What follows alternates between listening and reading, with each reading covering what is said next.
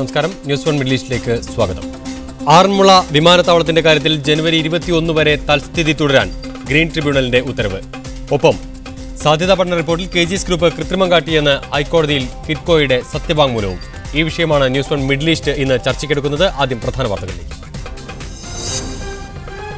കമ്പനികൾക്ക് ആദായ നികുതി ഏർപ്പെടുത്താൻ കുവൈത്ത് ഒരുങ്ങുന്നു. കോർപ്പറേറ്റ് ടാക്സ് സ്വദേശി കമ്പനികൾക്കും ബാധകമാക്കാൻ ധനമന്ത്രാലയത്തിന്റെ ശുപാർശ. ജീവനക്കാരുടെ വാർഷികാവധി കുടിശ്ശിക സംബന്ധിച്ച് ദുബായ് കോടതിയുടെ പുതിയ ഉത്തരവ്. വാർഷികാവധി ഉപയോഗിക്കാത്ത ജീവനക്കാരന് പകരം പണം ലഭിക്കണമെങ്കിൽ സ്ഥാപന മേധാവികളുടെ അംഗീകാരം വേണം. 5 വർഷം സർവീസ് പൂർത്തീകരിച്ച ജീവനക്കാർക്ക് ഗ്രാറ്റുവിറ്റി പൂർണ്ണമായും നൽകണമെന്നും കോടതി. ദേവയാനി ഖൊബ്രഗഡെക്കെതിരായ കേസ് തൽക്കാലം പിൻവലിക്കില്ലെന്ന് അമേരിക്ക. നയതന്ത്ര ബന്ധത്തിന്റെ പേരിൽ കേസുകൾ റദ്ദാക്കാനാവില്ല. കേസ് പിൻവലിച്ച് മാപ്പ് പറയണമെന്ന നിലപാടിൽ മാറ്റമില്ലെന്ന് ഇന്ത്യ. യഥാർത്ഥ കേസ് വഴിതെറ്റിക്കുകയാണെന്ന് പരിചാരിക സംഗീത റിച്ചാർഡ്സിന്റെ അഭിഭാഷക. ആറന്മുള വിമാനത്താവളത്തിന്റെ കാര്യത്തിൽ ജനുവരി 21 വരെ തൽസ്ഥിതി തുടരാൻ ഗ്രീൻ ട്രിബ്യൂണലിന്റെ ഉത്തരവ്. സാധ്യതാ പഠന റിപ്പോർട്ടിൽ KGS ഗ്രൂപ്പ് കൃത്രിമം കാട്ടിയെന്ന് ഹൈക്കോടതിയിൽ കിറ്റ്കോയുടെ സത്യവാങ്മൂലം. വിഷയം ഗൗരവമുള്ളതെന്ന് ഹൈക്കോടതി. ഷാർജ ടാക്സികളിൽ യാത്ര ചെയ്യുന്നവർ ഇനി മുതൽ UAE ദിർഹം നൽകേണ്ടി വരും. വിദേശ കറൻസികൾ സ്വീകരിക്കുന്നത് നിർത്താൻ ടാക്സി കമ്പനികൾ ഡ്രൈവർമാരോട് ആവശ്യപ്പെട്ടു. കള്ളനോട്ടുകൾ യാത്രക്കൂലിയായി നൽകി വഞ്ചിക്കപ്പെടുന്നതിനെ തുടർന്നാണ് നടപടി. നിരവധി ഡ്രൈവർമാരാണ് ഇത്തരത്തിൽ വഞ്ചിക്കപ്പെട്ടത്. ആഫ്രിക്കക്കാരാണ് ഇത്തരം വഞ്ചന കാട്ടുന്നതിൽ മുന്നിൽ. ദൂരസ്ഥലത്തേക്ക് ഓട്ടം വിളിച്ച് ഡ്രൈവർമാരെ ആക്രമിച്ച് പണവും മൊബൈലും അപഹരിക്കുന്നത് ഇവരുടെ രീതിയാണെന്ന് പറയുന്നു. ഇത് കാരണം രാത്രികാലങ്ങളിൽ ആഫ്രിക്കക്കാർ കൈകാണിച്ചാൽ നിർത്താറില്ലെന്ന് ഷാർജയിലെ ഡ്രൈവർമാർ പറഞ്ഞു. ഷാർജയിൽ നിന്ന് വടക്കൻ എമിറേറ്റുകളിലേക്കും ദുബായ്, അബുദാബി എന്നിവിടങ്ങളിലേക്കും ഓട്ടം വിളിക്കുന്ന വിദേശികൾ ഡോളറിലാണ് പണം നൽകുന്നത്. കാഴ്ചയിൽ യഥാർത്ഥ നോട്ടായി തോന്നുന്നതുകൊണ്ട് ചതിയാണെന്ന് മനസ്സിലാവില്ലെന്ന് ഡ്രൈവർമാർ പറയുന്നു. കമ്പനിയിലെത്തി പണം ഏൽപ്പിക്കുമ്പോഴാണ് ചതി മനസ്സിലാവുകയെന്നും ഇത്തരക്കാരുടെ കയ്യിൽ ഇഷ്ടംപോലെ ഡോളറുകൾ കാണാറുണ്ടെന്നും ഡ്രൈവർമാർ സാക്ഷ്യപ്പെടുത്തുന്നു. കുവൈത്തിൽ കമ്പനികൾക്ക് ആദായ നികുതി ഏർപ്പെടുത്താൻ നീക്കം. സർക്കാരിന്റെ വരുമാനം വർദ്ധിപ്പിക്കാനുള്ള പദ്ധതിയുടെ ഭാഗമായി വിദേശ കമ്പനികളിൽ നിന്ന് നിലവിൽ ഈടാക്കിക്കൊണ്ടിരിക്കുന്ന കോർപ്പറേറ്റ് ടാക്സ് സ്വദേശി കമ്പനികൾക്കും ബാധകമാക്കാനാണ് ധനമന്ത്രാലയം ശുപാർശ ചെയ്യുന്നത്. രാജ്യത്ത് പ്രവർത്തിക്കുന്ന വിദേശ കമ്പനികൾ നിലവിൽ കോർപ്പറേറ്റ് ഇൻകം ടാക്സ് അടക്കുന്നുണ്ട്. വാർഷിക ലാഭത്തിന്റെ 15%. കുവൈറ്റിൽ നേരിട്ടോ പ്രാദേശിക ഏജൻസി മുഖേനയോ പ്രവർത്തിക്കുന്ന വിദേശ കമ്പനികൾക്കെല്ലാം നികുതി അടക്കൽ നിർബന്ധമാണ്. ഇതേ മാതൃകയിൽ സ്വദേശി കമ്പനികൾക്കും ആദായ നികുതി ഏർപ്പെടുത്താനാണ് ധനമന്ത്രാലയം ഉദ്ദേശിക്കുന്നത്. ഇതിനായുള്ള ശുപാർശ ഉടൻ സർക്കാരിൽ സമർപ്പിക്കുമെന്നാണ് അറിയുന്നത്. എണ്ണയിതര വരുമാന മാർഗങ്ങൾ കണ്ടെത്തുകയും പൊതുചെലവ് കാര്യമായി കുറയ്ക്കുകയും ചെയ്തില്ലെങ്കിൽ 2018 ആകുമ്പോഴേക്കും കുവൈത്ത് സമ്പദ്ഘടനയിൽ വിള്ളലുകൾ വീഴുമെന്ന് അടുത്തിടെ കുവൈത്ത് സന്ദർശിച്ച IMF മേധാവി ക്രിസ്റ്റീൻ ലഗാർഡെ മുന്നറിയിപ്പ് നൽകിയിരുന്നു.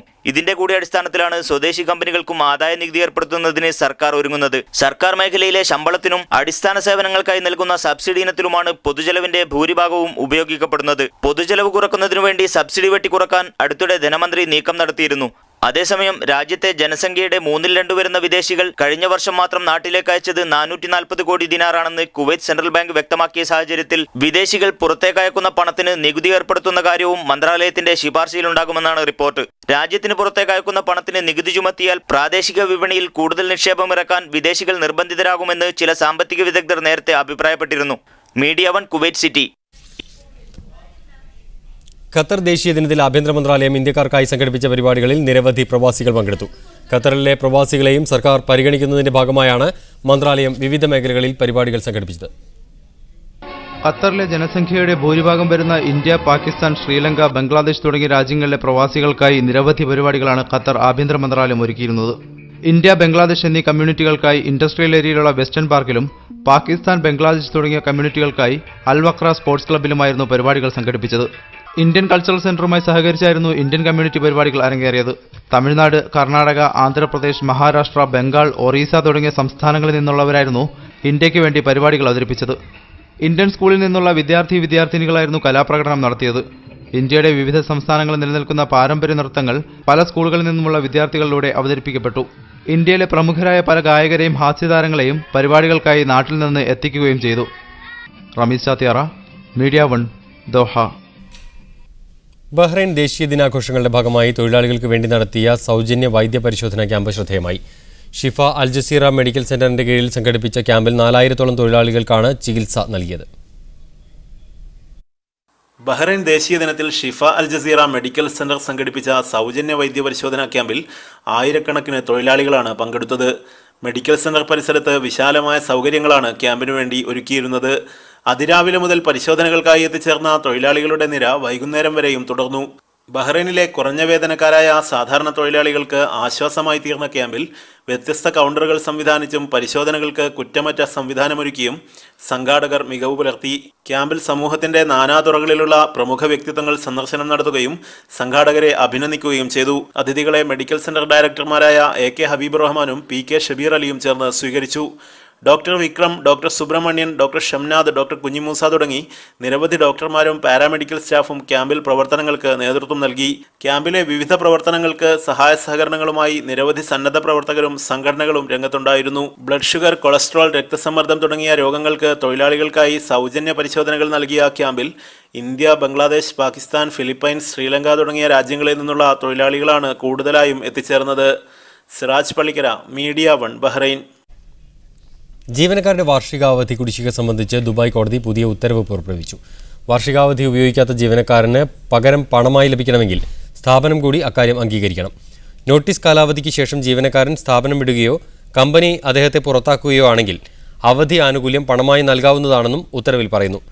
5 വർഷത്തെ സർവീസ് പൂർത്തീകരിച്ച ജീവനക്കാർക്ക് ഗ്രാറ്റുവിറ്റി തുക പൂർണ്ണമായും നൽകിയിരിക്കണം. പ്രമുഖ സ്ഥാപനത്തിലെ ജീവനക്കാർ നൽകിയ ഹർജിയിൽ വിധി പറയവെയാണ് കോടതി ഇക്കാര്യം വ്യക്തമാക്കിയത്.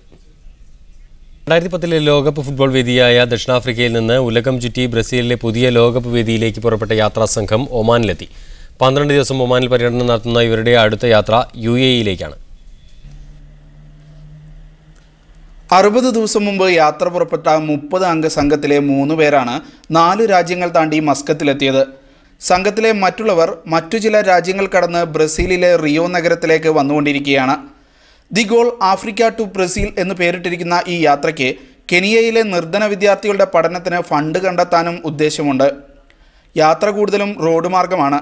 പക്ഷേ ജിബൂട്ടിയിൽ നിന്ന് ഏതം കടലിടുക്ക് കടക്കേണ്ടതിനാൽ വിമാനത്തിലാണ് captain Florian Keller, Richard Wamba, Joycie എന്നിവർ മസ്കത്തിലെത്തിയത്. വാഹനം അടുത്ത ദിവസം കപ്പൽ മാർഗം സലാലയിലെത്തും. Initially it was a combination of the two. It was traveling around the world but with a clear goal, which is the Soccer World Cup in Brazil. And along the way, seeing a bit the excitement leading up to the Soccer World Cup. I remember in 2010, living in Africa, there was so much excitement about the Soccer World Cup in Africa, and I'd like to experience that as well, see what people in different countries think about soccer, how they think about what they are feelings are about the Soccer World Cup, especially of course in the countries where their team participates, and I know Oman was very close to it. ഒമാനിൽ നിന്ന് road മാർഗം ദുബൈയിലേക്കാണ് ഇവരുടെ അടുത്ത യാത്ര. അവിടെ നിന്ന് ഇറാനിലേക്ക് തിരിക്കും. ലോകകപ്പിന് മത്സരം തുടങ്ങുന്നതിന് തൊട്ടു മുമ്പ് ജൂൺ 11-ന് 30 പേരും വേദിയിൽ ഒത്തുചേരും. Shino Shamsudheen, media 1, Muscat. Guinness ബുക്കിൽ ഇടം പിടിച്ച ഖത്തറിന്റെ ഏറ്റവും വലിയ പതാക സന്ദർശകർക്കായി ചൊവ്വാഴ്ച വരെ തുറന്നുകൊടുക്കുമെന്ന് ഖത്താറെ അറിയിച്ചു. സ്വാതന്ത്ര്യത്തിന്റെയും ദേശീയതയുടെയും പതാകയെന്ന് പേരിട്ടിരിക്കുന്ന ഇതിന്റെ പ്രകാശനം ദേശീയ ദിനത്തിലാണ് നടത്തിയത്. ലുസൈൽ സിറ്റിയിലുള്ള ഗോൾഫ് കനോബിന് പിറകുവശത്തായാണ് പതാക പ്രദർശിപ്പിച്ചിരിക്കുന്നത്.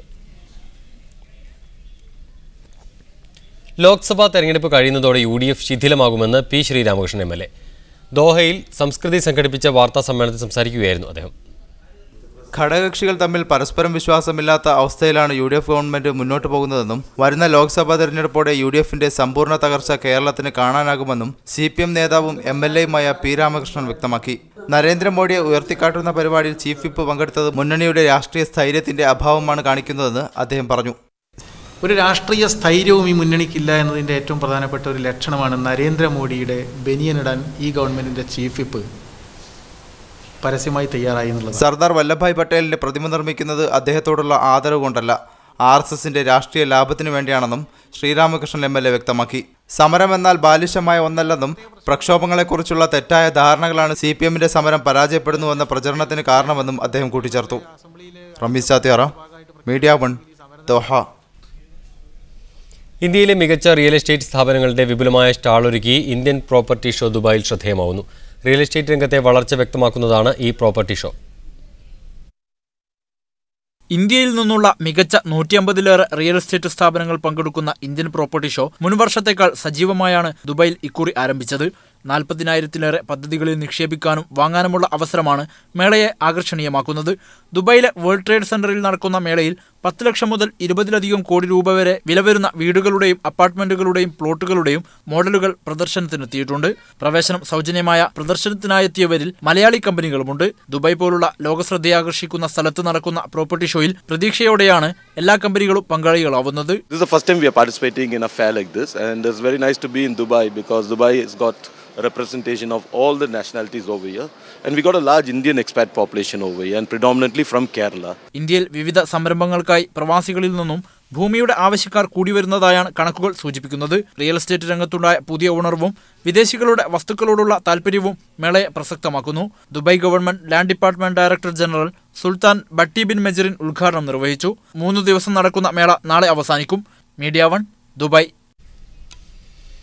ഇറാഖിലെ ഖോർ അബ്ദുള്ള ജലപാത സംബന്ധിച്ച് കുവൈറ്റും ഇറാഖും തമ്മിൽ ഒപ്പുവെച്ച ഉടമ്പടിയുടെ പകർപ്പ് ഐക്യരാഷ്ട്രസഭയ്ക്ക് കൈമാറി. UN-ലെ കുവൈറ്റ് അംബാസിഡർ മർസൂഖ് അൽ ഉത്തേബിയും Iraq ambassador Mohammed Ali Al ഹാക്കിമും ചേർന്ന് UN secretary general Ban Ki മൂണിനാണ് റിപ്പോർട്ടിന്റെ പകർപ്പ് കൈമാറിയത്. തർക്കമുള്ള വിഷയങ്ങളിൽ 2 രാജ്യങ്ങൾ ഉടമ്പടിയിലെത്തുമ്പോൾ ഐക്യരാഷ്ട്രസഭയെ അറിയിക്കണമെന്നുള്ള UN ചാർട്ടർ വ്യവസ്ഥ പ്രകാരമാണ് ഉടമ്പടിയുടെ പകർപ്പ് കൈമാറ്റം നടന്നത്. ഇരു രാജ്യങ്ങളും തമ്മിലുള്ള ബന്ധം മെച്ചപ്പെടുത്തുന്നതിൽ ഏറെ സഹായകരമാകും ഖോർ അബ്ദുള്ള വാട്ടർവേ ഉടമ്പടിയെന്ന് പകർപ്പ് സ്വീകരിച്ച ബാൻ കി മൂൺ പ്രത്യാശ പ്രകടിപ്പിച്ചു. കഴിഞ്ഞ ആഴ്ചയായിരുന്നു ഇരു രാജ്യങ്ങളിലെയും വിദേശമന്ത്രിമാരായ ഷെയ്ഖ് സബ അൽ ഖാലിദ് അൽ സബാഹും ഖോഷിയാർ അൽ സബരിയും ഇത് സംബന്ധിച്ച ഉടമ്പടിയിൽ ഒപ്പുവെച്ചത്. ഉടമ്പടി അനുസരിച്ച് ഇറാഖ് കുവൈത്ത് സംയുക്ത കമ്മിറ്റിയായിരിക്കും ഖോർ അബ്ദുള്ള ജലപാതയിലൂടെയുള്ള നാവിക ഗതാഗതം നിയന്ത്രിക്കുക. ഈ മാസം 15-16 തീയതികളിൽ കുവൈത്തിൽ നടന്ന 2ാമത് ജോയിന്റ് മിനിസ്റ്റീരിയൽ മീറ്റിംഗിലാണ് ഇതു സംബന്ധിച്ച ഉടമ്പടി നിലവിൽ വന്നത്. Munir Ahmed, media 1 Kuwait city. കുവൈത്തിൽ ബിദൂനികൾ നടത്തിയ പ്രകടനത്തിന് നേരെ പോലീസ് കണ്ണീർ വാതകം പ്രയോഗിച്ചു. പ്രകടനത്തിന് നേതൃത്വം കൊടുത്ത പ്രമുഖ നേതാവ് അബ്ദുള്ള അതാവുള്ള കസ്റ്റഡിയിലായി. ജഹറ പ്രവിശ്യയിലെ തൈമയിൽ നജാഷി റോഡിലായിരുന്നു വ്യാഴാഴ്ച വൈകിട്ട് രാജ്യത്തെ പൗരത്വരഹിതർ സംഘം ചേർന്നത്. പ്രകടനത്തിനുള്ള സാധ്യത മനസ്സിലാക്കിയ പോലീസ് നേരത്തെ തന്നെ പ്രദേശത്ത് തമ്പടിച്ചിരുന്നു. പ്രകടനക്കാരോട് ആദ്യം പിരിഞ്ഞുപോകാൻ ആവശ്യപ്പെട്ടെങ്കിലും മുന്നറിയിപ്പ് അവഗണിച്ച് മുന്നോട്ട് നീങ്ങിയവർക്ക് നേരെ അവസാനം പോലീസ് കണ്ണീർവാതകം ഉപയോഗിച്ചു. പ്രകടനത്തിന് നേതൃത്വം കൊടുത്ത ബിദൂനികളുടെ പ്രമുഖ നേതാവ് അബ്ദുള്ള അത്താവുള്ളയെ പോലീസ് അറസ്റ്റ് ചെയ്യുകയും ചെയ്തു. പൗരത്വവും അവസര സമത്വവും ആവശ്യപ്പെട്ടുകൊണ്ട് ബിദൂനികൾ ഇതിനു മുമ്പും നിരവധി തവണ പ്രകടനങ്ങൾ സംഘടിപ്പിച്ചിരുന്നു. ട്വിറ്റർ, ഫേസ്ബുക്ക് പോലുള്ള സോഷ്യൽ നെറ്റ്വർക്ക് സൈറ്റുകൾ ഉപയോഗപ്പെടുത്തിയാണ് ഇവർ പ്രകടനത്തിന് ആളെ കൂട്ടുന്നത്. ലോക മനുഷ്യാവകാശ ദിനത്തോടനുബന്ധിച്ച് കഴിഞ്ഞ ആഴ്ച ഇതേ സ്ഥലത്ത് ഇവർ നടത്തിയ പ്രകടനം പോലീസ് പിരിച്ചുവിട്ടിരുന്നു. പ്രദേശത്ത് പ്രകടനം സംഘടിപ്പിക്കാൻ ആരെയും അനുവദിക്കേണ്ട എന്ന് ആഭ്യന്തര മന്ത്രാലയം സുരക്ഷാ വിഭാഗത്തിന് നിർദ്ദേശം നൽകിയിരിക്കുകയാണ്. Media 1 Kuwait City. ദീർഘനാളായി ജയിലിൽ കഴിയുകയായിരുന്ന മെൽവിൻ പാതുവ മോചിതനായി. പാതുവ അടക്കം 13 പേരാണ് ഇന്ന് ജയിൽ മോചിതരായത്. തന്റെ ജീവിതം ജയിലിൽ തന്നെ അവസാനിപ്പിക്കാൻ പലരും ശ്രമിച്ചുവെന്ന് ജയിലിൽ നിന്ന് പുറത്തിറങ്ങിയ ശേഷം പാതുവ പറഞ്ഞു. വൈകിട്ട് 5 മണിയോടെയായിരുന്നു മെൽവിൻ പാതുവ അടക്കമുള്ള 20 പേരുടെ മോചന ഉത്തരവ് ആഭ്യന്തര വകുപ്പിൽ നിന്നും കണ്ണൂർ സെൻട്രൽ ജയിലിലെത്തിയത്. 3 മണിക്കൂറോളം നീണ്ട നടപടിക്രമങ്ങൾക്ക് ശേഷം 8:45ഓടെ മെൽവിൻ അടക്കമുള്ള 13 പേർ ജയിൽ മോചിതരായി പുറത്തിറങ്ങി. മോചനം ലഭിച്ചതിൽ ദൈവത്തിന് നന്ദി പറയുന്നുവെന്നായിരുന്നു മെൽവിന്റെ ആദ്യ പ്രതികരണം. തന്നെ ജയിലിനുള്ളിൽ വെച്ച് വകവരുത്താൻ പലവട്ടം ശ്രമം നടന്നിരുന്നു. മുൻ ജയിൽ DGP അലക്സാണ്ടർ ജേക്കബിനുള്ള ശിക്ഷ ദൈവം നൽകിയെന്നും പാതുവ പറഞ്ഞു. അലക്സാണ്ടർ ജേക്കബിനെതിരെ ഞാൻ പരാതിപ്പെടുന്നതിന് നല്ലത് ദൈവം അയാൾക്ക് കൊടുത്തല്ലോ. ഇപ്പോൾ തന്നെ അത് തന്നെ ഒരു മനുഷ്യൻ ചിന്തിക്കാനും പ്രവർത്തിക്കാനും കഴിവുള്ള വളരെ വലിയ ഒരു ഓഫീസറാണ്. ചിന്തിക്കാനുള്ള കഴിവ് അയാൾക്കുണ്ട്, മനസ്സിലാക്കാനുള്ള കഴിവുണ്ടാവും. 19 വർഷം നീണ്ട ജയിൽവാസത്തിന് ശേഷമാണ് മെൽവിൻ പാതുവയുടെ മോചനം. 94 ഡിസംബർ 24-നായിരുന്നു പാതുവ ജയിലിലെത്തിയത്. തുടർന്ന് 2 വട്ടം ജയിൽ ഉപദേശക സമിതി മെൽവിനെ മോചിപ്പിക്കാൻ ശുപാർശ ചെയ്തെങ്കിലും മോചനം വൈകി. തുടർന്ന് ജസ്റ്റിസ് VR കൃഷ്ണയ്യരെ പോലുള്ളവർ മെൽവിനു വേണ്ടി രംഗത്തെത്തിയിരുന്നു. ഇതിനെ തുടർന്നാണ് മെൽവിൻ പാതുവയെ വിട്ടയക്കാൻ സംസ്ഥാന സർക്കാർ തീരുമാനിച്ചത്. വർഷങ്ങൾക്ക് ശേഷം മകനൊപ്പം ക്രിസ്മസ് ആഘോഷിക്കാനായതിലുള്ള സന്തോഷത്തിലാണ് മെൽവിന്റെ അമ്മ വെറോണിക്ക. ഒത്തിരി പേര് ഇതിനു വേണ്ടി ബുദ്ധിമുട്ടിയിട്ടാണ് അവനിന്ന് പുറത്തിറങ്ങിയത്. ഞങ്ങൾ ഓർത്ത ക്രിസ്മസ് ഒന്നും ഉണ്ടാവില്ലെന്ന്. തൃപ്പൂണിത്തുറയിലെ വീട്ടിൽ മെൽവിൻ പാതുവയുടെ വരവും കാത്തിരിക്കുകയാണ് ഇയാളുടെ കുടുംബം. മീഡിയ 1 കണ്ണൂർ, കൊച്ചി. കുവൈത്തിൽ പുതുവർഷത്തിന് ഇരട്ട അവധി. പുതുവർഷം ആരംഭിക്കുന്നത് ബുധനാഴ്ച ആയതുകൊണ്ട് വാരാന്ത അവധി ദിനങ്ങൾക്കിടയിൽ വരുന്ന വ്യാഴാഴ്ചയും വിശ്രമ ദിനമായിരിക്കുമെന്ന് കുവൈത്ത് സിവിൽ സർവീസ് കമ്മീഷൻ അറിയിച്ചു. ഇതോടെ രാജ്യത്തെ പൊതുകാര്യാലയങ്ങൾക്കും സ്കൂളുകൾക്കും ജനുവരി 1 മുതൽ 4 വരെ അവധിയായിരിക്കും. Grand Kerala shopping festival season 7 ഈ മാസം 22-ന് തുടക്കമാവുമെന്ന് ടൂറിസം വകുപ്പ് മന്ത്രി AP അനിൽകുമാർ പറഞ്ഞു. ഫെബ്രുവരി 5 വരെ 45 ദിവസം ഫെസ്റ്റിവൽ നീണ്ടുനിൽക്കും. ഫെഡറൽ ബാങ്കാണ് ഫെസ്റ്റിവലിന്റെ സ്പോൺസർ. പരിപാടിയുടെ നടത്തിപ്പ് ചുമതല വ്യാപാരി വ്യവസായി ഏകോപന സമിതിക്കാണ്. 15 കോടി രൂപയാണ് പരിപാടിക്കായി അനുവദിച്ചിട്ടുള്ളത്. 1 ലക്ഷം സ്പോൺസർമാരിൽ നിന്ന് കൂപ്പൺ ലഭ്യമാക്കുമെന്നും 1 ലക്ഷം രജിസ്ട്രേഷൻ ഇത്തവണ പ്രതീക്ഷിക്കുന്നുവെന്നും മന്ത്രി AP അനിൽകുമാർ പറഞ്ഞു. പട്ടിന്റെ വിവിധ ശേഖരങ്ങൾ സമ്മാനിച്ച കല്യാൺ സിൽക്സിന് തിരുവനന്തപുരത്ത് പുതിയ ഷോറൂം. ആഭ്യന്തരമന്ത്രി തിരുവഞ്ചൂർ രാധാകൃഷ്ണൻ ഷോറൂമിന്റെ ഉദ്ഘാടനം നിർവഹിച്ചു. ചലച്ചിത്ര താരങ്ങളായ ധനുഷ്, പൃഥ്വിരാജ് എന്നിവരായിരുന്നു മുഖ്യാതിഥികൾ. 4 നിലകളിലായി 50,000 ചതുരശ്രടിയിലാണ് പാരമ്പര്യവും പുതുമയും ഇഴചേർത്ത കല്യാൺ സിൽക്സിന്റെ പുതിയ ഷോറൂം തലസ്ഥാന നഗരിക്ക് സമ്മാനിച്ചത്. സ്വന്തം തറികളിൽ നിന്നെടുത്ത 2 ലക്ഷത്തിൽ പരം ഹാൻഡ് പിക്ഡ് ശ്രേണികൾ കല്യാണിന്റെ മാത്രം പ്രത്യേകതയാണ്. കിഡ്സ് വെയറിന് ഒരു സെപ്പറേറ്റ് ഫ്ലോർ ഉണ്ട്, ജെൻസ് വെയറിന് ഒരു ഫ്ലോർ ഉണ്ട്, ടീനേജേഴ്സിനുണ്ട്. ഞങ്ങളുടെ ഏറ്റവും പ്രത്യേകത തന്നെ വിവാഹ സാരിയാണ്. 300ഓളം വിവാഹ പാർട്ടിക്ക് ഒരേ സമയം സൗകര്യപ്രദമായി പർച്ചേസ് ചെയ്യാനുള്ള സൗകര്യം ഞങ്ങളുടെ ഷോറൂമിലുണ്ട്. കല്യാൺ സിൽക്സിന്റെ ബ്രാൻഡ് അംബാസിഡർമാരായ ചലച്ചിത്ര താരങ്ങൾ ധനുഷും പൃഥ്വിരാജും ചടങ്ങിൽ മുഖ്യാതിഥികളായിരുന്നു. പട്ടുസാരികളുടെ സെക്ഷന്റെ ഉദ്ഘാടനം കേന്ദ്രമന്ത്രി ശശി തരൂരും ജനസെക്ഷന്റെ ഉദ്ഘാടനം മന്ത്രി VS ശിവകുമാറും നിർവഹിച്ചു. മീഡിയ 1 തിരുവനന്തപുരം. മോട്ടോർ സൈക്കിളിൽ കാറിടിച്ച് നട്ടെല്ലിന് സാരമായി പരിക്കേറ്റ മലയാളി യുവാവിന് 2.5 ലക്ഷം രൂപ നഷ്ടപരിഹാരം നൽകാൻ ഷാർജ സിവിൽ അപ്പീൽ കോടതിയുടെ വിധി. കണ്ണൂർ പടന്നപ്പാലം സ്വദേശിയും ഷാർജ എംപോസ്റ്റിലെ മോട്ടോർ സൈക്കിൾ കൊറിയർ ജീവനക്കാരനുമായിരുന്ന കിടാവിൻ്റെ അവിടെ വാഹിദിനാണ് നഷ്ടപരിഹാരം നൽകാൻ കോടതി വിധിച്ചത്.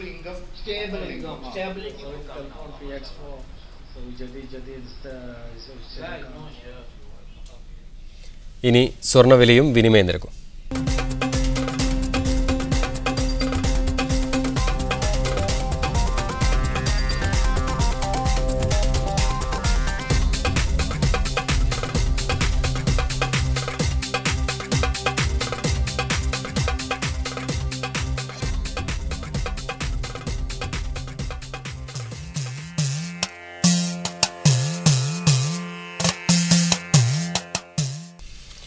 ശബരിമലയിൽ അടിയന്തര രക്ഷാപ്രവർത്തനങ്ങൾക്ക് സംസ്ഥാന ദുരന്ത നിവാരണ സേനയ്ക്ക് 35 ലക്ഷം രൂപ അനുവദിക്കും. സേനയുടെ കേന്ദ്രം നിലയ്ക്കലിൽ സ്ഥാപിക്കുന്നതിന് ദേവസ്വം ബോർഡിൽ നിന്ന് 1 ഏക്കർ സ്ഥലം ലഭ്യമാക്കും.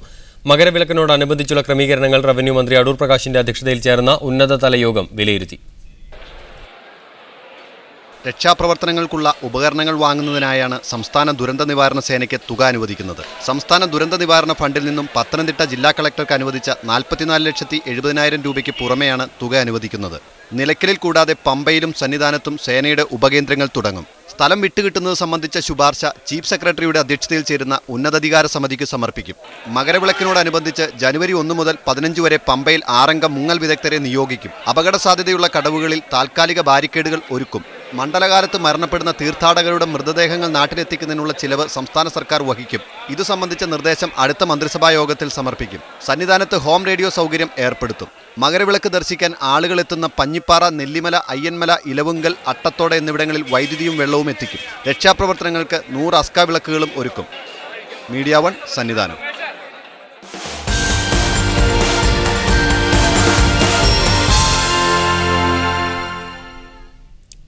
സഹപാഠികളുടെ കണ്ണീരൊപ്പാൻ ക്രിസ്മസ് പുതുവത്സര കാർഡുകൾ നിർമ്മിച്ച് വിൽപ്പന നടത്തുകയാണ് ഇടുക്കി നരിയമ്പാറയിലെ മന്നം മെമ്മോറിയൽ ഹൈസ്കൂളിലെ വിദ്യാർത്ഥികൾ. ഇവർ ഇതിനോടകം 20,000 രൂപയ്ക്കുള്ള കാർഡുകൾ വിറ്റുകഴിഞ്ഞു.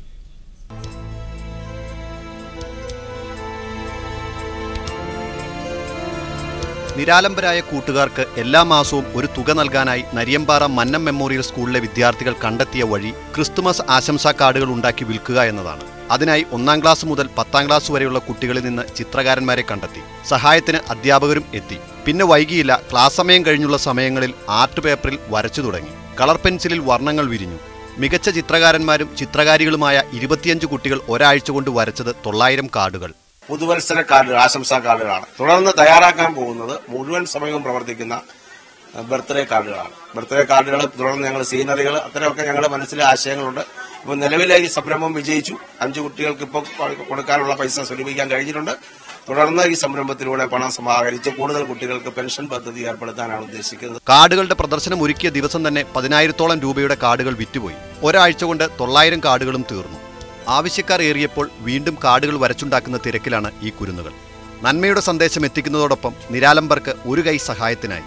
ബിജു തറയിൽ, media 1. Be positive from Bright Light. വിരൽ തുമ്പിലെ സൂര്യൻ. Bright light.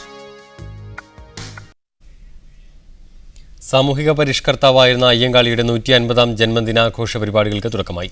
കൊച്ചിയിൽ നടന്ന ചടങ്ങിൽ രാഷ്ട്രപതി പ്രണബ് മുഖർജി ഉദ്ഘാടനം നിർവഹിച്ചു. ദുർബല വിഭാഗങ്ങളെ മുഖ്യധാരയിലെത്തിക്കാനുള്ള പ്രവർത്തനങ്ങൾക്ക് അയ്യങ്കാളിയെ പോലെയുള്ള സാമൂഹ്യ പരിഷ്കർത്താക്കളെ മാതൃകയാക്കണമെന്ന് രാഷ്ട്രപതി പറഞ്ഞു. സാമൂഹിക അസമത്വം നേരിടുന്നവരെ ശാക്തീകരിക്കാൻ ലക്ഷ്യബോധത്തോടെ ഒന്നിച്ചു നീങ്ങണമെന്നും രാഷ്ട്രപതി പറഞ്ഞു. കേരള പുലയർ മഹാസഭയുടെ നേതൃത്വത്തിലാണ് ഒരു വർഷം നീണ്ട ആഘോഷം സംഘടിപ്പിക്കുന്നത്. ന്യൂസ് 1 മിഡിൽ ഈസ്റ്റ് തുടരുന്നു. ആറന്മുള വിമാനത്താവള നിർമ്മാണത്തിന് കേന്ദ്ര പരിസ്ഥിതി മന്ത്രാലയം നൽകിയ അനുമതിക്ക് ഒരു മാസത്തെ സ്റ്റേ.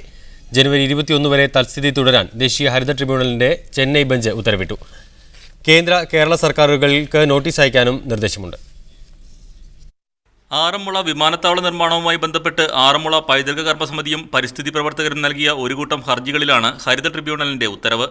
കേന്ദ്ര വനം പരിസ്ഥിതി മന്ത്രാലയത്തിന്റെ അനുമതി താൽക്കാലികമായി മരവിപ്പിച്ച ട്രിബ്യൂണൽ ജനുവരി 21 വരെ തൽസ്ഥിതി തുടരാൻ ഉത്തരവിട്ടു. എല്ലാ നിർമ്മാണ പ്രവർത്തനങ്ങളും അതുവരെ ട്രിബ്യൂണൽ തടഞ്ഞു. ഹർജികളിൽ കേന്ദ്ര പരിസ്ഥിതി മന്ത്രാലയം, കേരള സർക്കാർ, KGS ഗ്രൂപ്പ് തുടങ്ങിയവർക്ക് നോട്ടീസ് അയക്കാനും ഉത്തരവിട്ടു. മിച്ചഭൂമി നിയമം, നെൽവയൽ നീർത്തട നിയമം എന്നിവ ലംഘിച്ചുള്ള നിർമ്മാണത്തിന് നൽകിയ അനുമതി ഉത്തരവ് റദ്ദാക്കണമെന്നാണ് ഹർജിയിലെ ആവശ്യം.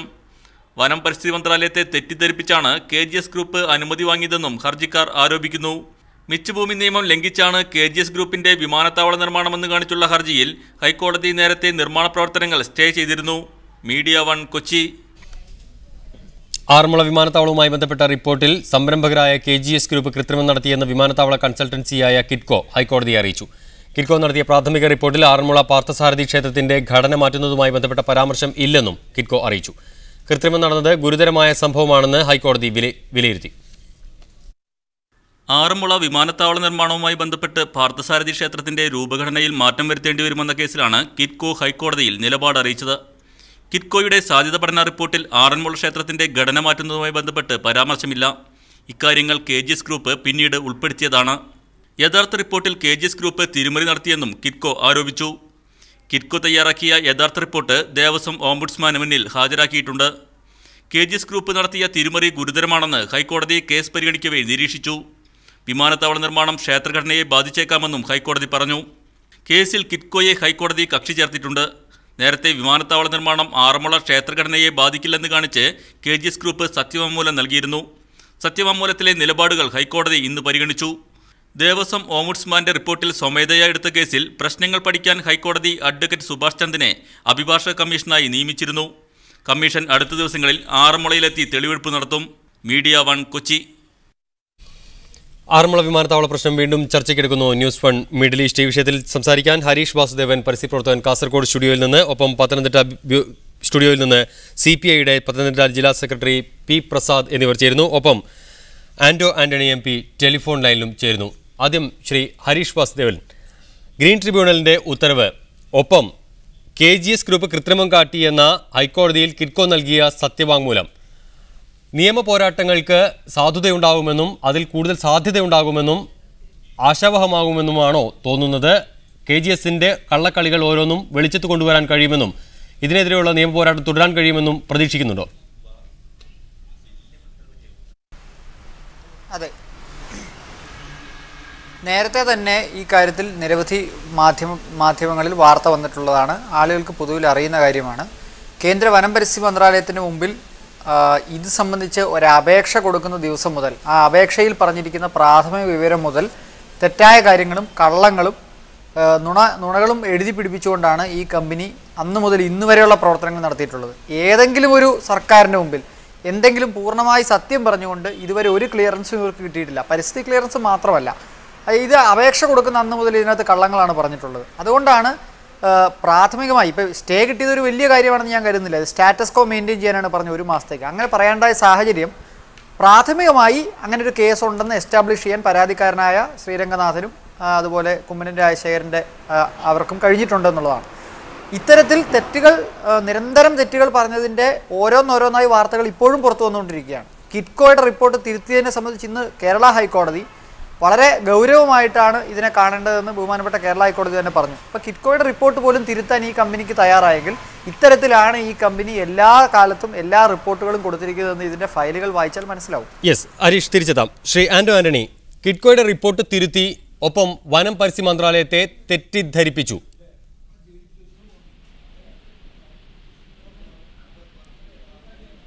ശ്രീ ആന്റണി.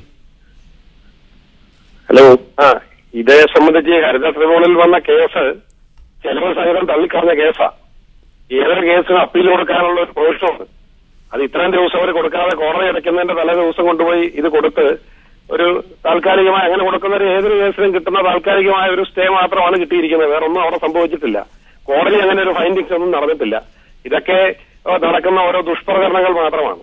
അല്ലാതെ അങ്ങനെ ഒരു പരിസ്ഥിതി, ഇവിടെ പറയുന്ന പരിസ്ഥിതി ചിന്തകൾ ഉയർത്തിപ്പിടിക്കുന്ന ആളുകൾ ആരും ഈ അനുമതിയൊന്നും ഇല്ലാതിരുന്ന കാലത്ത് ഇത് നികത്തിയപ്പോഴോ ഒരു മാധ്യമ പ്രവർത്തകരോ ഈ പരിസ്ഥിതിവാദികളോ ഒന്നും അതിലൊരു അക്ഷരം പോലും ഉണ്ടായിട്ടില്ല. ഇവിടെ നിയമപരമായി കഴിഞ്ഞ 2.5 വർഷക്കാലത്തിനിടയിൽ ഈ UDF ഗവൺമെന്റ് വന്നതിന് ശേഷം ഒരു നിർമ്മാണ പ്രവർത്തനം അവിടെ നടന്നിട്ടില്ല. ഒരു മണ്ണിട്ട് വേഗത്തിലോ ഒന്നും അവിടെ ഉണ്ടായിട്ടില്ല.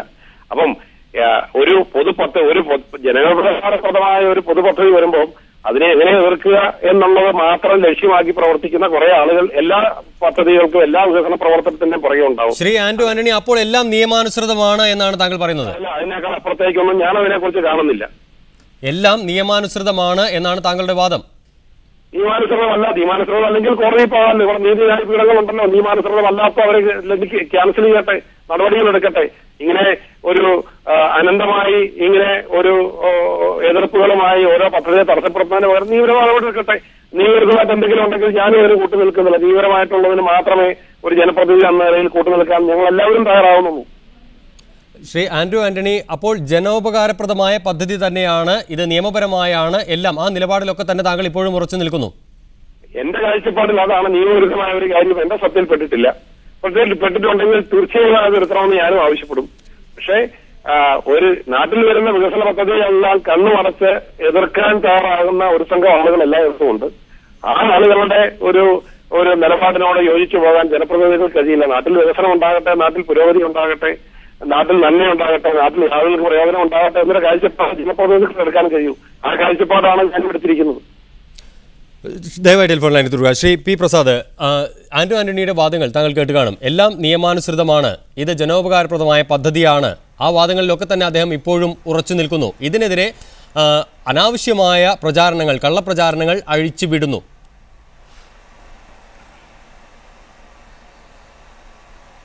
അനാവശ്യമായ കള്ളപ്രചാരണങ്ങൾ അഴിച്ചുവിടുന്നതിൽ ആന്റണിയുടെ പാർട്ടിയുടെ നേതാക്കന്മാരും കൂടുതലായിട്ടുണ്ട് എന്നുള്ളത് മനസ്സിലാക്കണം.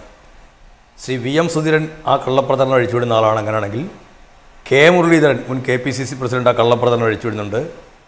VD സതീശനും TN പ്രതാപനും CP മുഹമ്മദും പാലോട് രവിയും അടക്കമുള്ള MLA മാർ അങ്ങനെയാണെങ്കിൽ ഈ കള്ളപ്രചാരണം അഴിച്ചുവിടുന്നതാണ്. സത്യത്തിൽ ഇതെല്ലാം ശുദ്ധ തട്ടിപ്പല്ലേ? ആ തട്ടിപ്പിനകത്തൊരു പ്രധാനപ്പെട്ട കണ്ണിയാണ് ശ്രീ ആന്റണി. ഈ തട്ടിപ്പിൻ്റെ കാര്യത്തിൽ അതിൻ്റെ കൂട്ടുകക്ഷിയായി നിൽക്കുന്ന ആളാണ് ശ്രീ ആന്റണി. അദ്ദേഹം 2 കൊല്ലം മുമ്പ് ഔദ്യോഗികമായ ലെറ്റർ പാഡ് ഉപയോഗിച്ച് അദ്ദേഹം പറഞ്ഞതാണ് എല്ലാ അനുമതികളും ഈ പദ്ധതിക്ക് കിട്ടിക്കഴിഞ്ഞിരിക്കുന്നെന്ന്. ഈ തട്ടിപ്പാണ് KGS നടത്തിക്കൊണ്ടിരിക്കുന്നത്. ഇല്ലാത്ത പദ്ധതിക്ക് അനുമതി ഉണ്ടെന്ന് പറയുക, അനുവാദങ്ങൾ നേടിയെടുക്കാൻ കള്ളരേഖകൾ സമയ്ക്കുക. അദ്ദേഹം പറഞ്ഞല്ലോ, എവിടെയായിരുന്നു പരിസ്ഥിതി പ്രവർത്തകർ? ഇതെല്ലാം ഈ LDFിൻ്റെ UDFിൻ്റെ ഗവൺമെൻറ്റിൻ്റെ കാലത്തൊന്നും ചെയ്തില്ല എന്നൊക്കെ. ആരുടെ കാലത്താണ് ഇതെല്ലാം മണ്ണിട്ട് നികത്തിയത്? ആരാണിതെല്ലാം നികത്താൻ അനുവാദം കൊടുത്തത്? അന്ന് കോടതിയിലുള്ള കേസ് ആന്റണിക്ക് പത്തനംതിട്ടയും ആറന്മുളയും ചിലപ്പോൾ അദ്ദേഹം കണ്ടിട്ട് അല്ലെങ്കിൽ അടുത്ത് പരിചയപ്പെട്ടിട്ട് ഒരു 4.5 കൊല്ലത്തിൻ്റെ പഴക്കേ കാണത്തുള്ളൂ എന്നെനിക്ക് ഇപ്പോൾ വിശ്വസിക്കേണ്ടി വരുന്നുണ്ട്. അദ്ദേഹത്തിന് ഇതിനൊക്കെ ഒരു ചരിത്രം അറിയത്തില്ല. ഈ വസ്തുവിൻ്റെ കച്ചവടം നടക്കുന്ന കാലം മുതലേ എതിർപ്പുകൾ ഉണ്ടായിട്ടുണ്ട്. 2005 എന്തിനാണ് ജസ്റ്റിസ് JB കോശി കേരള ഹൈക്കോടതിയിൽ വിധി പറഞ്ഞത്?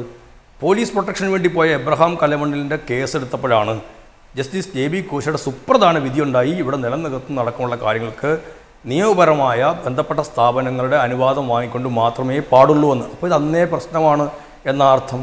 2005 ആരാണ് കേരളം ഭരിച്ചുകൊണ്ടിരുന്നത്? എന്നാണ് ഇപ്പോൾ ഇതിനുള്ള എല്ലാ അനുവാദം കിട്ടിക്കൊണ്ടിരുന്നത്? ആരാണ് മണ്ണിട്ട് നികത്താൻ അനുവാദം കൊടുത്തത്? LDF ഗവൺമെൻറ് കാലത്ത് അവിടെ ഒരു തരി മണ്ണിട്ട് നികത്തിയിട്ടില്ല. നികത്തിയതെല്ലാം ഉമ്മൻചാണ്ടിയുടെയും ആന്റണിയുടെയും കഴിഞ്ഞ UDF ഭരണത്തിൻ്റെ കാലഘട്ടത്തിലായിരുന്നു. ഇതൊക്കെല്ലാം കൃത്യമായി നോക്കിക്കൊണ്ടിരിക്കുന്നതിനാണ് ഞങ്ങളെല്ലാം. എതിർപ്പുകളെല്ലാം അന്നും രേഖപ്പെടുത്തിയിട്ടുണ്ട്, സമരങ്ങളെല്ലാം അന്നും ഉണ്ടായിട്ടുണ്ട്. ഈ അളവിൽ ശക്തമായി ആ തരത്തിൽ ഉണ്ടായില്ല എന്ന് മാത്രമേ ഉള്ളൂ ഈ സമരങ്ങളെല്ലാം ഉണ്ടായിരുന്നതാണ്. പിന്നെ ഗ്രീൻ ട്രിബ്യൂണലിൻ്റെ മുമ്പിൽ കേസിനെക്കുറിച്ച് പോയതിനെക്കുറിച്ചും ശ്രീ ആൻറ്റോ ആഞ്ഞയുടെ കമൻറ്റ് കേട്ടപ്പോൾ എനിക്കതിൽ ചിരിക്കാനാണ് തോന്നിയത്. കോടതി അടയ്ക്കാൻ ഭാഗത്തിൽ അങ്ങോട്ട് ഓടിച്ചെന്നൊരു പേപ്പർ കൊടുത്തു വന്ന് ഗ്രീൻ ട്രിബ്യൂണലിൻ്റെ കേസിനെക്കുറിച്ചുള്ള പ്രാഥമിക ധാരണ എം പിക്ക് ഉണ്ടാവണ്ടേ? എങ്ങനെയാണ് ഗ്രീൻ ട്രിബ്യൂണലിൻ്റെ മുമ്പിലേക്ക് പോകുന്നത്? കേന്ദ്ര വനം പരിസ്ഥിതി മന്ത്രാലയം അന്തിമ അനുവാദം കൊടുത്തു കഴിഞ്ഞാൽ 30 ദിവസത്തിനുള്ളിൽ ഈ കാര്യങ്ങൾ ഏതൊരാൾക്കും ഗ്രീൻ ട്രിബ്യൂണലിൻ്റെ മുമ്പാകെ അതിന് അപ്പീൽ പോകാമെന്ന് വ്യവസ്ഥയുണ്ട്. ആ വ്യവസ്ഥ അനുസരിച്ചിട്ടാണ് ആ 30 ദിവസത്തിന് മുമ്പായിട്ട് ഇത്തരത്തിലുള്ള പരാതികൾ നിരവധി ആളുകൾ കൊടുത്തിരിക്കുന്നത്. താങ്കൾ കേട്ട് കാണും വാദങ്ങൾ. 2012 റവന്യൂ മന്ത്രി നിയമസഭയിൽ നൽകിയ പ്രസ്താവന അത് സഭാരേഖകളിലുണ്ട്. ഒപ്പം 2012 തന്നെ CP മുഹമ്മദ് അധ്യക്ഷനായ കമ്മിറ്റി നൽകിയ റിപ്പോർട്ട്. ഇങ്ങനെ സഭയ്ക്കകത്തും അതുപോലെ തന്നെ നിയമാനുസൃതമായ എല്ലാ കാര്യങ്ങളിലും ഇതിനെതിരായ റിപ്പോർട്ടുകൾ വളരെ പ്രകടമായി തന്നെ നിലനിൽക്കുമ്പോഴാണ് എല്ലാം നിയമാനുസൃതമാണ് എന്ന് പറയുന്നത്. നിയമാനുസൃതമല്ലാത്ത എന്തെങ്കിലും ഉണ്ടെങ്കിൽ അതിന്റെ പേരിൽ നിയമ നടപടികൾ സ്വീകരിക്കട്ടെ. എന്റെ കാഴ്ചപ്പാട് വളരെ സുവ്യക്തമാണ്. അങ്ങനെയാണെങ്കിൽ ശ്രീ ആന്റോ ആന്റണി എന്തിനാണ് ജനപ്രതിനിധികളും നിയമസഭയും ഒക്കെ നിൽക്കില്ല? അത് വിമാനത്താവളമാകട്ടെ, റെയിൽവേ സ്റ്റേഷനാകട്ടെ, റോഡാകട്ടെ, പാലമാകട്ടെ, ജനങ്ങൾക്ക് പ്രയോജനം ചെയ്യുന്ന പദ്ധതിയാണ്. അതിന് നിയമവിരുദ്ധമായിട്ടുണ്ടെങ്കിൽ അത് കോടതിയിൽ പോകട്ടെ. കോടതിയിൽ പോകുമോ, നിയമം നടപ്പാക്കുമോ, നടപടികൾ കൈക്കൊള്ളുമോ, അത് ആരും ചെയ്തുകൊള്ളട്ടെ. ആർക്കും ഒരു വിരോധമില്ല. ഞാനിതിനൊന്നും ഏതെങ്കിലും നിയമവിരുദ്ധ പ്രവർത്തനം. പക്ഷേ ശ്രീ ആന്റോ ആന്റണി എല്ലാ നിയമങ്ങളെയും മറികടന്നുകൊണ്ട് കാര്യങ്ങൾ നീങ്ങുന്നതാണ് ആശങ്കയുണ്ടാക്കുന്ന കാര്യങ്ങൾ. ഇതൊക്കെ പറയുന്ന കാര്യങ്ങളാണ്. ഇതൊക്കെ ഏത് പദ്ധതി വന്നപ്പോഴും നെടുമ്പാശ്ശേരി വന്നപ്പോൾ ഉണ്ടായ കേസിന്റെ 1000-1 ഇവിടെ നടക്കുന്നില്ലല്ലോ. ഇപ്പൊ നെടുമ്പാശ്ശേരി നിയമവിരുദ്ധം വല്ലതും ഉണ്ടോ? 1000 ഏക്കർ സ്ഥലത്തിനകത്തിയല്ലേ അവിടെ വിമാനത്താവളം ഉണ്ടായത്. അന്ന് ഇതിനേക്കാൾ ശക്തമായ എതിർപ്പും കേസും ഉണ്ടല്ലോ. അന്ന് എതിർപ്പോ കേസോ പറഞ്ഞ് ആരെങ്കിലും ഇപ്പോൾ ആ പദ്ധതി എതിർക്കുന്നുണ്ടോ? കണ്ണൂർ വിമാനത്താവളത്തിൽ ഇപ്പോൾ നടക്കുന്ന അത്രയും പരിസ്ഥിതി ആഘാത പ്രവർത്തനം ആറുകൾ നടന്നിട്ടുണ്ടോ? അവിടെ എന്താ രാഷ്ട്രീയമായ ഒരു യോജിപ്പുള്ളത് കൊണ്ട് ആരും എതിർക്കുന്നില്ല. മല വെട്ടിത്താക്കുന്നുണ്ട്, 1 ലക്ഷം മരം മുറിക്കുന്നുണ്ട്, ആളുകളെ കുടിയൊഴിപ്പിക്കുന്നുണ്ട്. ആർക്കെങ്കിലും പരാതിയുണ്ടോ? 85 കിലോമീറ്റർ ദൂരമേ ഉള്ളൂ കോഴിക്കോട് വിമാനത്താവളത്തിൽ നിന്ന്. അപ്പം അവിടെ രാഷ്ട്രീയ ഐക്യം ഉള്ളതുകൊണ്ട് അതിന് പ്രശ്നമില്ല. ഇവിടെ ഈ അനുമതികളെല്ലാം കൊടുത്തിയ ആളുകൾ അവരുടെ ഗവൺമെന്റ് മാറിയപ്പോൾ മാറി നിന്നുകൊണ്ട് ഓരോ കഥ പറയുന്നു, എതിർക്കുന്നു, ജനങ്ങളിൽ ഭിന്നിപ്പുണ്ടാക്കാൻ ശ്രമിക്കുന്നു. ഇതൊക്കെ നമ്മൾ കണ്ടുകൊണ്ടിരിക്കുന്നതല്ലേ. ഇതിലൊക്കെ എന്ത് യാഥാർത്ഥ്യമാണുള്ളത്? ഇതൊക്കെ പ്രധാനന്റെ വർത്തമാനം കേട്ടാൽ ഇത് ഇവിടെ ബാക്കി ജീവിച്ചിരിക്കുന്ന ആളുകളെല്ലാം വളരെ വിഡ്ഢികളാണെന്ന് ഓർക്കും. 2005-6 ഏത് ഗവൺമെന്റ് അധികാരത്തിലിരിക്കുന്നത്? അതുപോലെ തന്നെ എത്രയോ ഇവിടെ എല്ലാവർക്കും അറിയാവുന്ന ഒരു യാഥാർത്ഥ്യമുണ്ട്. അവിടെ കഴിഞ്ഞ ഗവൺമെന്റ് ചെയ്തതാണ് ഇതിന്റെ പ്രാഥമികമായ അനുമതികൾ മുഴുവൻ. അന്ന് ആ ഗവൺമെന്റ് ഭാഗമല്ലായിരുന്ന പ്രസാദിന്റെ പാർട്ടി എന്തെങ്കിലും എതിർപ്പ് പ്രകടിപ്പിച്ചോ? അവിടെ ഏതെല്ലാം തരത്തിലുള്ള ഉദ്ഘാടനങ്ങൾ അവിടെ നടത്തി. തെരഞ്ഞെടുപ്പ് കാലത്ത് ആ മുന്നണിയുടെ ഏറ്റവും വലിയ നേട്ടമായി സ്ഥാനാർത്ഥിയുടെ ബ്ലോഷർ അടിച്ചതിന്റെ കവർ പേജ് വിമാനം പറന്നു കയറുന്ന ചിത്രമായിരുന്നു. അന്നില്ലാത്ത എതിർപ്പ് എങ്ങനെയാണ് ഇപ്പോൾ ഉണ്ടായത്?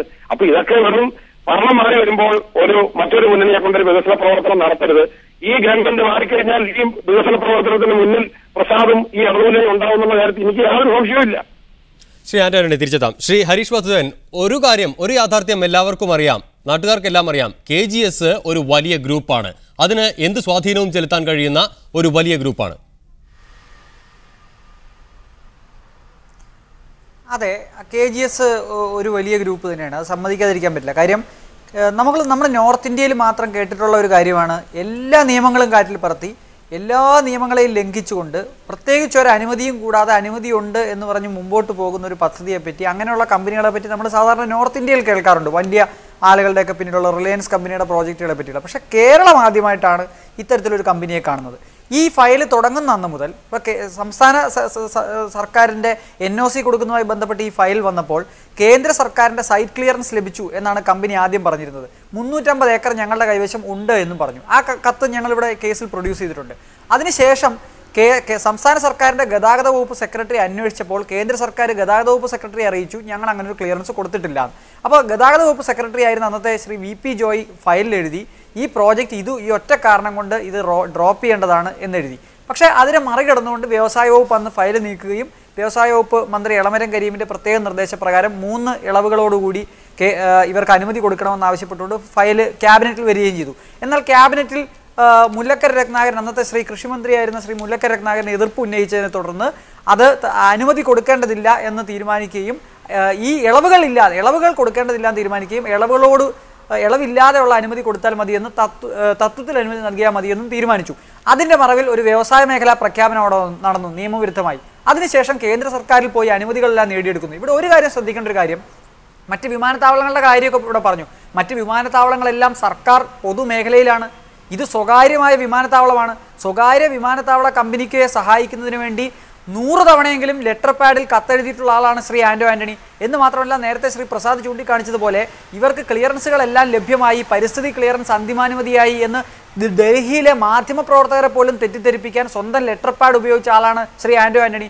ഈ ആദ്യത്തെ ദിവസം മുതൽ ഇവർ വനം പരിസ്ഥിതി മന്ത്രാലയത്തിന് മുമ്പിൽ കൊടുത്ത ഫോം 1 എന്ന് പറയുന്ന ഇതാണ് എൻ്റെ മുമ്പിലുള്ളത്. ഇതിൽ പറഞ്ഞിരിക്കുന്ന എണ്ണി പറഞ്ഞിരിക്കുന്ന കള്ളങ്ങൾ എനിക്ക് സമയമുണ്ടെങ്കിൽ ഈ ചർച്ചയിൽ പറയാൻ കഴിയും. ഇതിൽ പറയുന്നു, താങ്കൾക്കെതിരെ വ്യക്തിപരമായി വരുന്ന ആരോപണങ്ങൾക്ക് മറുപടി. അത് ഒരു വികസന പദ്ധതിയുമായിട്ടോ പൊതുപ്രവർത്തനമായിട്ടോ വിളിക്കുമ്പോൾ ആരോപണം പറയാൻ ധാരാളം ആളുകളുണ്ടാവും. സ്വന്തമായ ഒരു ഉത്തരവാദിത്വം ഏറ്റെടുത്ത് ഇവരാരെങ്കിലും ജീവിതത്തിൽ ചെയ്യുമ്പോഴേ ഇങ്ങനെയുള്ള കാര്യങ്ങൾ ഫേസ് ചെയ്യേണ്ടി വരുള്ളൂ. അതുകൊണ്ട് അതേക്കുറിച്ചൊന്നും ഞാൻ വ്യക്തിപരമായൊന്നും മറുപടി ഒന്നും പറയുന്നില്ല. പിന്നെ ഇതേ സംബന്ധിച്ച് അദ്ദേഹം പറഞ്ഞ ഇപ്പൊ ഈ ഹരീഷ് വാസ്തവൻ പറഞ്ഞതിന്റെ അകത്ത് തന്നെ ഒരു യാഥാർത്ഥ്യം പുറത്തേക്ക് വരുന്നുണ്ട്. അനുമതികളൊക്കെ കൊടുത്തതും ഇതിന്റെ തുടക്കം കുറിച്ചതും ഒക്കെ ഇവിടുത്തെ ഇടതുമുന്നണി ഗവൺമെന്റാ. ഇടതുമുന്നണി ഗവൺമെന്റ് എല്ലാ അനുമതികളും കൊടുത്ത് ഇവിടെ സംസ്ഥാനത്തിന് അനുമതി കൊടുത്തൊരു പ്രോജക്റ്റിനെ പിന്നെ ജനപ്രതിനിധിയായിട്ട് ഞാൻ എന്തിനു എതിർക്കണം? ഞാൻ അതിനെ എതിർക്കേണ്ട കാര്യമുണ്ടോ? അത് അവിടുത്തെ സംബന്ധിച്ച് ഞാൻ എല്ലാ ചർച്ചയിലും പറയുന്നുണ്ട്. ആ ജില്ലയിലെ 95% ആളുകൾ ഹിതപരിശോധനയിൽ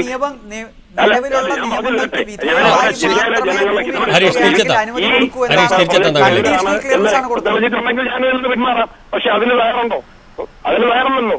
ഒരു ഹിതപരിശോധന നടത്തട്ടെ, അവിടുത്തെ ആളുകൾക്ക് ഈ പദ്ധതി വേണ്ടെന്ന് പറയട്ടെ, ഞാനും അവരോട് നിൽക്കാം. അതിന് തയ്യാറാകാതെ ഇങ്ങനെ ഒരു അനാവശ്യമായ വിവാദങ്ങളിലേക്ക് വലിച്ചഴിച്ച് നാടിന്റെ ഒരു വികസനം പ്രകടിപ്പിക്കുന്നതിനെ കുറിച്ച് ഒരു ന്യായീകരണവും എനിക്ക് കണ്ടെത്താൻ കഴിയുന്നില്ല എന്നുള്ളതാണ് എനിക്ക് പറയാനുള്ള മറുപടി. ശ്രീ ആന്റണി, തിരിച്ചെത്താം താങ്കളിലേക്ക്. ശ്രീ പ്രസാദ്, ആദ്യം മുതലേ കേൾക്കാറുള്ള ആരോപണമാണിത്. LDF സർക്കാരിന്റെ കാലത്ത് ഇതിനു സംബന്ധിച്ച നീക്കങ്ങൾ നടന്നു. അന്ന് നിയമപരമല്ലാത്ത നീക്കങ്ങളാണ് നടന്നതെങ്കിൽ UDF സർക്കാർ വന്നപ്പോൾ അത് നിയമാനുസൃതമാക്കി മാറ്റുകയാണ് ഉണ്ടായത് എന്നാണ് ആന്റോ ആന്റണി എപ്പോഴും വാദിക്കാറുള്ള ഒരു വാദം. മറ്റൊന്ന്, അടുത്ത സർക്കാർ വരുമ്പോൾ അത് ഈ രീതിയിൽ തന്നെ മുന്നോട്ട് പോകും എന്നും LDF ഈ പദ്ധതിക്ക് അനുകൂലമായി നിന്നിട്ടുണ്ട് എന്നും ഈ പദ്ധതിയുടെ തുടക്കം മുതലേ UDF വാദിക്കുന്ന ഒന്നാണ്. ആറന്മുള വിമാനത്താവള പദ്ധതിക്കെതിരെ ആദ്യമായി രംഗത്ത് വന്ന ആളാണ് ഞാൻ. ഒട്ടും സംശയം വേണ്ട, ഈ പദ്ധതിയോട് തുടക്കം മുതലേ എതിർപ്പുകൾ രേഖപ്പെടുത്തിയിട്ടുണ്ട്. രണ്ടാമത്തെ കാര്യം, അനുവാദം അവിടെ മണ്ണിട്ട് നികത്തത് ആരുടെ കാലത്താണ്? കഴിഞ്ഞ UDF ഗവൺമെൻറ്റിൻ്റെ കാലത്താണ്. രേഖകൾ തെളിവായിട്ടുണ്ട്. ഞാൻ ആ വെല്ലുവിളി ഏറ്റെടുക്കാൻ അദ്ദേഹം തയ്യാറാണെങ്കിൽ ഞാനത് ഏറ്റെടുക്കാൻ ഞാനും തയ്യാറാണ്, അത് കാണിക്കാവുന്നതാണ്. മൂന്നാമത്തെ കാര്യം, ഇടതുപക്ഷ ജനാധിപത്യ മുന്നണി ഗവൺമെൻറ്റിൻ്റെ കാലത്തുണ്ടായൊരു പിഴവുണ്ട്. അത് പിഴവാണെന്ന് തന്നെ അംഗീകരിക്കുന്ന ആളുകളാണ് ഞങ്ങളെല്ലാം. തത്വത്തിൽ ഇത് അംഗീകാരത്തിന് വേണ്ടി സമീപിക്കുന്നു. നെൽവയൽ നീർത്തട സംരക്ഷണ നിയമത്തിൽ ഇളവ് കിട്ടണം, ഭൂപരിഷ്കരണ നിയമത്തിൽ ഇളവ് കിട്ടണം, 350 ഏക്കർ ഭൂമി എടുത്തു കൊടുക്കണം. ഇങ്ങനെയുള്ള 4 ആവശ്യങ്ങൾ ഉന്നയിച്ചുകൊണ്ടാണ് ഇവർ പോകുന്നത്. അവിടെ പറഞ്ഞു ഭൂമി സ്വന്തം നിലയിൽ കണ്ടെത്തണം, ഈ നിയമങ്ങളിൽ ഇളവുകൾ അനുവദിക്കുന്നതല്ല എന്ന് പറഞ്ഞിട്ടാണ് തത്വത്തിലുള്ള അംഗീകാരം കൊടുക്കുന്നത്. അല്ലാതെ എല്ലാ അംഗീകാരവും LDFിൻ്റെ കാലത്ത് കൊടുത്തു നോക്കിയത് ആരോടാണ് പറയുന്നത്? ആരാണ് അംഗീകാരം? കേരള ഗവൺമെൻറ്റിന് അംഗീകാരം കൊടുക്കാനുള്ള റൈറ്റ് ഇല്ല.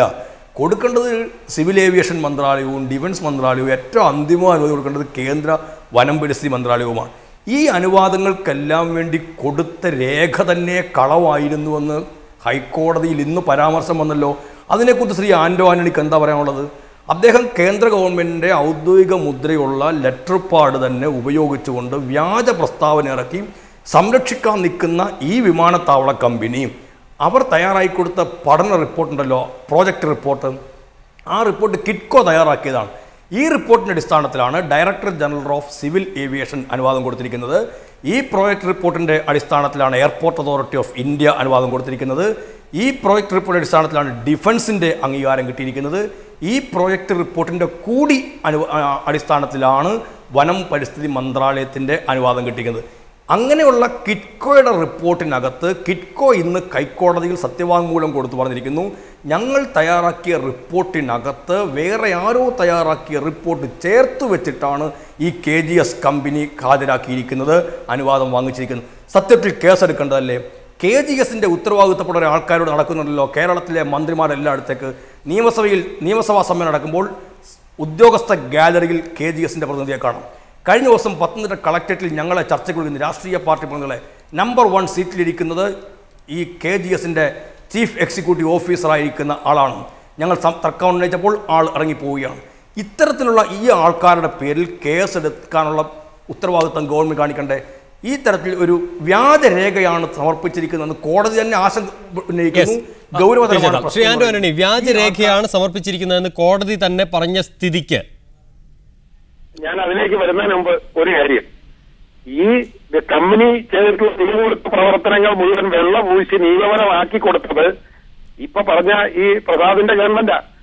അവർക്ക് ഈ മിച്ചഭൂമിയായി ശ്രീ ആന്റോ ആന്റണി, അത് ഒരു പഴയ തർക്കമാണ്. നമ്മൾ നിരന്തരം അത് പറഞ്ഞുകൊണ്ടിരിക്കുന്നു. ശരിയാണ്, അതുണ്ടാവാം. പക്ഷെ എന്തായാലും ഇപ്പോൾ ഇത് കിറ്റ്കോയുടെ റിപ്പോർട്ട് തിരുത്തിയിരിക്കുന്നു എന്ന് വന്നാലെങ്കിലും ഒരു ജനപ്രതിനിധി എന്ന നിലയ്ക്ക് എന്തുകൊണ്ട് അത് നിയമാനുസൃതം അല്ലെങ്കിൽ നിയമപരമായി നിലനിൽക്കുന്നതല്ല എങ്കിൽ അതിനെ എതിർക്കാൻ തയ്യാറാവുന്നില്ല?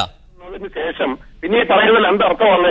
എനിക്ക് വ്യക്തിപരമായ എതിർപ്പുണ്ടെന്ന് പറഞ്ഞാൽ ആ വ്യക്തിപരമായ എതിർപ്പ് അന്ന് പ്രകടിപ്പിച്ചിരുന്നോ?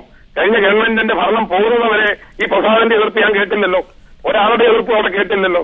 അപ്പം ഇതൊക്കെ വെറും രാഷ്ട്രീയമായ നാടകങ്ങൾ മാത്രമാണ്. അവരെന്തെങ്കിലും നിയമവിരുദ്ധ പ്രവർത്തനം നടത്തിയിട്ടുണ്ടെങ്കിൽ അവർ ശിക്ഷിക്കപ്പെടട്ടെ, അതിന് ആ ഉത്തരവാദിത്വം. പിന്നെ പരിസ്ഥിതി അനുമതി ലഭിച്ചതിനെ കുറിച്ച് പറഞ്ഞു. പരിസ്ഥിതി ലഭിച്ച സ്റ്റിയറിംഗ് കമ്മിറ്റിയുടെ അനുമതി ലഭിച്ചതിന് ശേഷമാണ് ഞാനിത് പറഞ്ഞത്. സ്റ്റിയറിംഗ് കമ്മിറ്റി ലഭിച്ച അതിനുള്ള നിയമം പ്രസാദ് പഠിക്കണം. പരിസ്ഥിതി സ്റ്റിയറിംഗ് കമ്മിറ്റിയുടെ അനുമതി ലഭിച്ച് 30 ദിവസത്തിനകം ഗവൺമെന്റ് ക്ലിയറൻസ് കൊടുത്തില്ലെങ്കിൽ ഓട്ടോമാറ്റിക്കായി ക്ലിയറൻസായി കണക്കാക്കാവുന്നതാണ് സ്റ്റിയറിംഗ് കമ്മിറ്റി തീരുമാനത്തെക്കുറിച്ച് പറഞ്ഞിരിക്കുന്നത്. അത് ആ സ്റ്റിയറിംഗ് കമ്മിറ്റിയുടെ തീരുമാനം വന്നതിന് ശേഷമാണ് അനുമതികൾ കിട്ടി എന്ന് ഞാൻ പറഞ്ഞത്. അല്ലാതെ ഞാനൊരു വ്യാജ പ്രസ്താവന നടത്തിയതൊന്നുമല്ല. അത് ആദ്യം ഒന്ന് മനസ്സിലാക്കുന്നത് നല്ലതാണ്. പിന്നെ ഈ ഓന്തിന്റെ നിറം മാറുന്ന പോലെയാണ് വർണ്ണത്തിന്റെ നിറം മാറുമ്പോഴത്തേക്ക് വികസന പദ്ധതികളുടെ എല്ലാം നിറം മാറുന്നത്. കഴിഞ്ഞ തെരഞ്ഞെടുപ്പ് കാലത്ത് ഈ പ്രസാദ് ഉൾപ്പെടുന്ന നിയമമണ്ഡലത്തിലെ ഇടതുമുന്നണിയുടെ ഏറ്റവും വലിയ വികസന നേട്ടമായി കൊട്ടികൊട്ടി ചോട്ടി ചോദിച്ചത് ഈ വിമാനത്താവളത്തിന്റെ പേരിലാണല്ലോ. പ്രകടന പത്രികയുടെ 1-ാം പേജ് അച്ചടിച്ചു വെച്ചത് ഈ വിമാനം പറന്നു ഉയർന്ന ഫോട്ടോയാണല്ലോ. എന്നിട്ട് എന്തുകൊണ്ടാണ് അന്ന് ആ പ്രചരണത്തിന് മുന്നിൽ നിന്ന് പ്രസാദ് അതിനെ എതിർക്കാഞ്ഞത്? അപ്പൊ ഇതൊക്കെ വെറും രാഷ്ട്രീയ നാടകങ്ങൾ. UDFന്റെ ഭരണം അവസാനിച്ചാൽ അന്ന് എതിർപ്പ് അവസാനിക്കും. അന്ന് ഈ വിമാനത്താവളത്തിലെ ചാമ്പ്യന്മാരായി ഈ പ്രസാദും ഈ നിൽക്കുന്ന രാഷ്ട്രീയ എതിർപ്പുകാരും ഒക്കെ കടന്നു വരുമെന്നുള്ള കാര്യത്തിൽ യാതൊരു സംശയവുമില്ല. തിരിച്ചെത്താം. ശ്രീ ഹരീഷ് വാസുദേവ്, രാഷ്ട്രീയ നാടകങ്ങളും ആരോപണ പ്രത്യാരോപണങ്ങളും തുടരും. 20 ഉപാധികളോടെയാണ് MOEF കേന്ദ്ര വനം പരിസ്ഥിതി മന്ത്രാലയം ഇതിന് അനുമതി നൽകിയിരുന്നത്.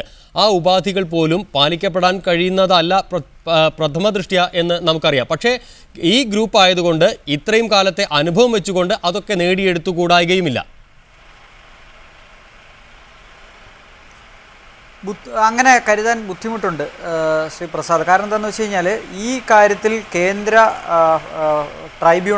ഹരിത ട്രൈബ്യൂണൽ ഈ കാര്യത്തിൽ അപ്പീൽ നന്നായി കേൾക്കുകയാണെങ്കിൽ, അതിൻ്റെ മെറിറ്റിൽ കേൾക്കുകയാണെങ്കിൽ തീർച്ചയായിട്ടും ഈ കൊടുത്ത ക്ലിയറൻസ് റദ്ദാക്കാൻ അധിക സമയമൊന്നും വേണ്ട. അതിൻ്റെ 1-2 ഹിയറിങ്ങുകൾ കൊണ്ട് തന്നെ സാധ്യമാണ്. കാരണം ഈ EIA എന്ന് പറയുന്ന പരിസ്ഥിതി ആഘാത പഠനം സംബന്ധിച്ച് പഠനം നടത്തുന്ന ഒരു ഏജൻസിയോട് ഞാൻ അന്വേഷിച്ചപ്പോൾ ഇങ്ങനെ ഒരു എൻവയോൺമെൻറ്റ് ഇമ്പാക്റ്റ് അസസ്മെൻറ്റ് അവരുടെ ചരിത്രത്തിൽ ഏതാണ്ട് 1000-ലധികം പഠന റിപ്പോർട്ടുകൾ കണ്ടിട്ടുള്ള ഒരു സമിതിയാണ്. അവർ പറയുന്നത് അവരുടെ ചരിത്രത്തിൽ ഇന്നേവരെ ഇത്ര മോശമായിട്ടുള്ള റിപ്പോർട്ട് കണ്ടിട്ടില്ല എന്നാണ് അവർ പറയുന്നത്. അപ്പോൾ മാത്രമല്ല, ഇതുമായി ബന്ധപ്പെട്ട് റിട്ടയർ ചെയ്ത ജുഡീഷ്യൽ ഉദ്യോഗസ്ഥന്മാരോട് ഞങ്ങൾ സംസാരിക്കുകയുണ്ടായി. ഇത്രയും കള്ളങ്ങൾ ബോധിപ്പിച്ചോ എങ്ങനെയാണ് ഒരു ക്ലിയറൻസ് ലഭ്യമാകുന്നതെന്ന് ചോദിച്ചു. അപ്പോൾ അതുകൊണ്ട് തീർച്ചയായിട്ടും ഒരു ഫെയർ ഹിയറിംഗ് നടക്കുകയാണെങ്കിൽ ഹരിത ട്രൈബ്യൂണലിന് ഇത് റദ്ദാക്കേണ്ടി വരും. ഞാൻ ഒറ്റ കാര്യം ഈ ചർച്ചയിൽ ഇപ്പോൾ MP ഇതിങ്ങനെ ആവർത്തിച്ച് KGSന്റെ വക്കീലിനേക്കാൾ നല്ല രീതിയിൽ KGSന് വേണ്ടി വാദിക്കുന്നതുകൊണ്ട് ഞാൻ ചോദിക്കുകയാണ്, ഈ എൻവയോൺമെൻറ്റ് ഇമ്പാക്റ്റ് അസസ്മെൻറ്റ് നടത്തിയ ഏജൻസി എന്ന് പറയുന്നത് ഇപ്പോൾ ഒരു അക്രഡിറ്റഡ് ഏജൻസിയാണോ? രാജ്യസഭ നടക്കുകയാണല്ലോ, നമുക്ക് ചോദ്യങ്ങൾ ചോദിക്കാം. ഞാൻ ചോദിക്കുകയാണ് MP യോട്, അക്രഡിറ്റഡ് ഏജൻസിയുടെ ലിസ്റ്റ് വനം പരിസ്ഥിതി മന്ത്രാലയം പുറത്തെടുത്തിട്ടുണ്ട്. ഈ എങ്ങനെയാണ് പഠനം നടത്തേണ്ടത്? വിമാനത്താവളത്തിന് വേണ്ടി പഠനം നടത്താൻ അക്രഡിറ്റഡ് ആയിട്ടുള്ള ഒരു ഏജൻസി അല്ല മധുര കേന്ദ്രീകൃതമായ ഈ ഏജൻസി. അവർക്ക് അങ്ങനെ ഒരു അക്രഡിറ്റേഷൻ ഇല്ല. അക്രഡിറ്റേഷൻ ഇല്ലാത്ത കമ്പനിയെ കൊണ്ടാണ് ഇവർ പഠനം നടത്തി അംഗീകാരം നേടിയത്. അപ്പം ഇത്തരം കാര്യങ്ങളൊക്കെ പ്രാഥമികമായി ചർച്ചയ്ക്ക് വരികയാണെങ്കിൽ തീർച്ചയായിട്ടും കോടതി ഇത് റദ്ദാക്കാൻ സാധ്യതയുണ്ട്. ഹരിത ട്രൈബ്യൂണൽ ഇത് റദ്ദാക്കും എന്ന ഉറച്ച വിശ്വാസത്തിൽ തന്നെയാണ് പരിസ്ഥിതി പ്രവർത്തകർ അതിനെ സമീപിച്ചത്. 1-2 തെറ്റുകളല്ല, തുടക്കം മുതൽ അവസാനം വരെ പബ്ലിക് ഹിയറിംഗ് നടത്തിയത് ഉൾപ്പെടെയുള്ള കാര്യത്തിൽ നിയമം പാലിച്ചിട്ടില്ല എന്നുള്ള എല്ലാ ഉറച്ച വിശ്വാസത്തോടും കൂടി തന്നെയാണ് ഞങ്ങൾ കോടതിയെ സമീപിച്ചിരിക്കുന്നത്. ബഹുമാനപ്പെട്ട ഹൈക്കോടതിയുടെ മുമ്പിലും കേസുണ്ട്. തീർച്ചയായിട്ടും നേരത്തെ MP പറഞ്ഞതുപോലെ MP ഒക്കെ സ്വന്തം ലെറ്റർ പാഡും അധികാരവും ഉപയോഗിച്ചൊരു സ്വകാര്യ കമ്പനിയെ വഴിവിട്ട് സഹായിക്കുന്ന ഒരു ഘട്ടത്തിൽ തീർച്ചയായും ജനങ്ങൾ കോടതിയിൽ പോകേണ്ടി വരും. നിയമം നടപ്പാക്കേണ്ടത് കോടതികളുടെ മാത്രം ബാധ്യതയല്ല, MP-മാരുടെ കൂടി ബാധ്യതയാണ്. UDF സർക്കാരിൻ്റെ കാലത്ത് നിലനികത്തി തുടങ്ങിയ ഈ കമ്പനി LDF സർക്കാരിൻ്റെ കാലത്ത് ചില നേടിയെടുക്കുകയും സ്വന്തമായി 15 ഏക്കറിൽ കൂടുതൽ ഭൂമി കൈവശം വെക്കാനുള്ള അവകാശം പോലും ഇല്ലാത്തൊരു കമ്പനി, ഇപ്പോഴും ഇല്ലാത്തൊരു കമ്പനിയാണ് ഇതുമായി മുമ്പോട്ട് പോകുന്നത്. അതുകൊണ്ട് തർക്കം കോടതിയിൽ പരിഹരിക്കപ്പെടട്ടെ, കോടതിയിലുള്ള വിശ്വാസം നിലനിർത്തിക്കൊണ്ട് തന്നെ പരിസ്ഥിതി പ്രവർത്തകർ കോടതിയിലേക്ക് പോവുകയാണ്. അത് കഴിഞ്ഞാൽ എന്താണെന്നുള്ളത് കോടതിയിലെ വിധി വന്നതിന് ശേഷം മാത്രമേ പ്രതികരിക്കാൻ പറ്റുള്ളൂ. ഏതായാലും വിമാനത്താവളം ആറന്മുളയിലെ മണ്ണിൽ തന്നെ വേണം പണിയാൻ എന്ന് KGS ഓർക്കുന്നത് നന്നായിരിക്കും. ആറന്മുളയുടെ പ്ലാച്ചിമഴയുടെ ഉദാഹരണമൊക്കെ നമ്മുടെ മുമ്പിൽ ഉണ്ട് എന്നുള്ളത് ഓർക്കുന്നത് നന്നായിരിക്കും. നിയമത്തിലുള്ള വിശ്വാസവും ആത്മവിശ്വാസവും ഹരീഷ് വാസുദേവൻ പങ്കുവയ്ക്കുന്നു. ശ്രീ പ്രസാദ്, അപ്പോഴും ആന്റണി പറഞ്ഞ ചില വാദങ്ങൾക്കുള്ള, ചില ആരോപണങ്ങൾക്കുള്ള മറുപടികൾ കൂടി താങ്കൾ പറയേണ്ടതുണ്ട്. ആന്റണി ഇപ്പോൾ ടെലിഫോൺ ലൈനിലുള്ള ഇല്ല, അതുകൊണ്ട് താങ്കളോട് ചോദിക്കുന്നു. ആന്റണി എത്രയോ തവണ കൊണ്ട് ഇങ്ങനെ തർക്കിച്ച് നോക്കുകയാണ്. വെറും എത്ര അബദ്ധ പ്രസ്താവന നടത്തുന്നത്. ഒരു ഇൻ പ്രിൻസിപ്പിൾ അംഗീകാരമാണ്, തത്വത്തിലുള്ള അംഗീകാരമാണ് LDF ഗവൺമെൻറ് എടുത്തത്. അത് തന്നെ തെറ്റായി പോയി എന്ന് തുറന്ന് സമ്മതിക്കുന്നവരാണ് ഞങ്ങളെല്ലാം. വേറെ ഏത് അനുവാദമാണ് LDF ഗവൺമെൻറ് കാലത്ത് കൊടുത്തത്? വെറുതെ ഇങ്ങനെ അബദ്ധങ്ങൾ ഇങ്ങനെ വികസന നേട്ടമായി ആറന്മുളയിൽ മത്സരിച്ചൊരു സ്ഥാനാർത്ഥി പറഞ്ഞുകൊണ്ട് കേരളത്തിലെ മൊത്തം പേർക്കൊണ്ട് ഉത്തരവാദിത്വം ഉണ്ടാക്കാൻ കഴിയുമോ? ഞങ്ങളൊക്കെ തുടക്കം മുതലേ, ഞാനത് ആദ്യം ആറന്മുളയിൽ ഈ പദ്ധതിക്കെതിരെ അഭിപ്രായം പറഞ്ഞ ഒരാൾ ഞാനാണ്. ഞങ്ങളെല്ലാം ആ നിലപാടിനകത്തുനിന്നും അല്പം പോലും വിട്ടുവീഴ്ചയ്ക്ക് തയ്യാറായിട്ടില്ല. ചിലർക്ക് ഇതെങ്ങനെ അഭിപ്രായം പറഞ്ഞിട്ടുണ്ട്, ഇല്ലെന്നൊന്നും പറയുന്നില്ല. അതുകൊണ്ട് ബാക്കിയുള്ളവരെല്ലാം നിലപാട് അങ്ങനെയായിരുന്നു എന്നാണോ? ഈ പദ്ധതി വരുന്നതിൻ്റെ ദൂഷ്യവശങ്ങൾ അന്നു പോലെ പറയുന്നുണ്ട്. എതിർപ്പുകൾ ഉണ്ടായിരുന്നല്ലോ, അവിടെ കേസുകൾ ഉണ്ടായിരുന്നല്ലോ. 2005 എന്തിനാണ് എബ്രഹാം കലേമണ്ണിൽ പിന്നെ ഹൈക്കോടതിയിൽ പോയത്? സമരക്കാരിൽ നിന്നും ബുദ്ധിമുട്ടുകൾ ഉണ്ടാകുന്നതിന് പേരിൽ പോലീസ് പ്രൊട്ടക്ഷന് വേണ്ടിയിട്ട് എബ്രഹാം കലേമണ്ണിൽ പോയല്ലോ.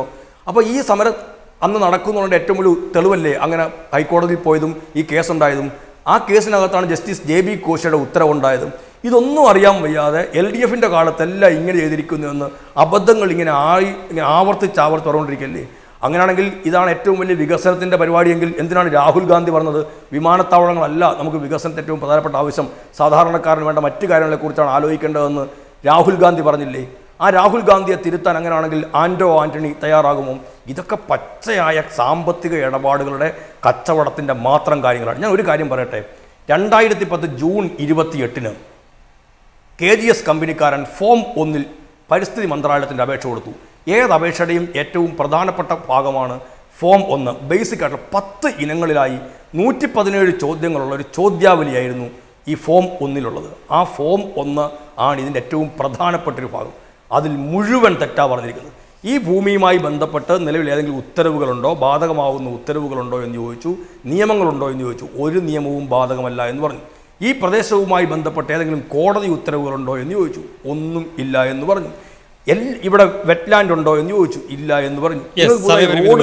ശ്രീ പ്രസാദ്, ഹരീഷ് വാസുദേവൻ ഈ ചർച്ച അവസാനിപ്പിക്കും മുമ്പ്, അപ്പോൾ കോടതികളിൽ വിശ്വാസമുണ്ട്, ഇനിയും ആ നിയമ പോരാട്ടം തുടരും. അതുകൊണ്ട് തന്നെ ഈ പദ്ധതിക്കെതിരായ പോരാട്ടം തുടരാനും അത് വിജയം കാണാനും കഴിയുമെന്ന ആത്മവിശ്വാസത്തിലാണ് പരിസ്ഥിതി പ്രവർത്തകർ ഉൾപ്പെടെയുള്ളവർ. തീർച്ചയായിട്ടുമാണ്. കാരണം 1-2 അനുഭവമല്ല. കേന്ദ്ര സർക്കാർ ക്ലിയറൻസ് കൊടുത്ത എത്രയോ പ്രോജക്റ്റുകൾ കോടതികൾ റദ്ദാക്കപ്പെട്ടിരിക്കുന്നു. നമ്മുടെ മുമ്പിൽ, കേരളത്തിൻ്റെ മുമ്പിൽ ഏറ്റവും നല്ല ഉദാഹരണമുണ്ടല്ലോ, അതിരപ്പള്ളി പദ്ധതിക്ക് 1 അല്ല 2 തവണ കേന്ദ്ര വനം പരിസ്ഥിതി മന്ത്രാലയം അംഗീകാരം കൊടുത്തത് റദ്ദാക്കി.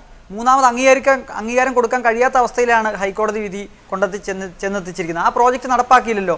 എന്തിന് 12,000 കോടി രൂപയോ മറ്റോ മുടക്കിയാണല്ലോ ഒരു താപനിലയം കൊണ്ടുവരാൻ ശ്രമിച്ചത്. ഏറ്റവും ഒടുവിൽ ഹരിത ട്രൈബ്യൂണൽ റദ്ദാക്കപ്പെട്ടിരിക്കുന്നത്. അദാനി ഗ്രൂപ്പിൻ്റെ എത്ര പ്രോജക്റ്റുകൾ സ്റ്റേയിൽ കിടക്കുകയാണ്. KGS ഒന്നുമല്ല, ഇന്ത്യയിൽ ഇതിനേക്കാൾ വലിയ കമ്പനികൾ, റിലയൻസ് കമ്പനിയുടെ എത്രയോ പ്രോജക്റ്റുകൾ ഇപ്പോൾ ഗ്രീൻ ട്രൈബ്യൂണലിൻ്റെ മുമ്പിൽ സ്റ്റേ ചെയ്ത് കിടക്കുകയാണ്. പലതും ഉപേക്ഷിക്കപ്പെട്ട അവസ്ഥയിലാണ്. അതുകൊണ്ട് തീർച്ചയായിട്ടും ഒരു ഫെയർ ഹിയറിംഗ് നടക്കുകയാണെങ്കിൽ തീർച്ചയായിട്ടും അതിനകത്ത് നീതി കിട്ടുമെന്ന് തന്നെയാണ്. വളരെ നന്ദി ശ്രീ ഹരീഷ് വാസുദേവനൊപ്പം ശ്രീ പ്രസാദ്, ശ്രീ ആന്റണി ഈ ചർച്ചയിൽ പങ്കെടുത്തതിന്. ന്യൂസ് 1 മിഡിൽ ഈസ്റ്റ് പൂർണ്ണമാവും മുമ്പ് വീണ്ടും പ്രധാന വാർത്തകളിലേക്ക്. കമ്പനികൾക്ക് ആദായ നികുതി ഏർപ്പെടുത്താൻ കുവൈത്ത് ഒരുങ്ങുന്നു. കോർപ്പറേറ്റ് ടാക്സ് സ്വദേശി കമ്പനികൾക്കും ബാധകമാക്കാൻ ധനമന്ത്രാലയത്തിന്റെ ശുപാർശ. ജീവനക്കാരുടെ വാർഷികാവധി കുടിശ്ശിക സംബന്ധിച്ച് ദുബായ് കോടതിയുടെ പുതിയ ഉത്തരവ്. വാർഷികാവധി ഉപയോഗിക്കാത്ത ജീവനക്കാരന് പകരം പണം ലഭിക്കണമെങ്കിൽ സ്ഥാപന മേധാവികളുടെ അംഗീകാരം വേണം. 5 വർഷം സർവീസ് പൂർത്തീകരിച്ച ജീവനക്കാർക്ക് ഗ്രാറ്റുവിറ്റി പൂർണ്ണമായും നൽകണമെന്നും കോടതി. ദേവയാനി ഖൊബ്രഗഡെക്കെതിരായ കേസ് തൽക്കാലം പിൻവലിക്കില്ലെന്ന് അമേരിക്ക. നയതന്ത്ര ബന്ധത്തിന്റെ പേരിൽ കേസുകൾ റദ്ദാക്കാനാവില്ല. കേസ് പിൻവലിച്ച് മാപ്പ് പറയണമെന്ന നിലപാടിൽ മാറ്റമില്ലെന്ന് ഇന്ത്യ. യഥാർത്ഥ കേസ് വഴിതെറ്റിക്കുകയാണെന്ന് പരിചാരിക സംഗീത റിച്ചാർഡ്സിന്റെ അഭിഭാഷക. ആറന്മുള വിമാനത്താവളത്തിന്റെ കാര്യത്തിൽ ജനുവരി 21 വരെ തൽസ്ഥിതി തുടരാൻ ഗ്രീൻ ട്രിബ്യൂണലിന്റെ ഉത്തരവ്. സാധ്യതാ പഠന റിപ്പോർട്ടിൽ KGS ഗ്രൂപ്പ് കൃത്രിമം കാട്ടിയെന്ന് ഹൈക്കോടതിയിൽ കിറ്റ്കോയുടെ സത്യവാങ്മൂലം. വിഷയം ഗൗരവമുള്ളതെന്ന് ഹൈക്കോടതി. ന്യൂസ് 1 മിഡിൽ ഈസ്റ്റ് പൂർണ്ണമാകുന്നു. നമസ്കാരം.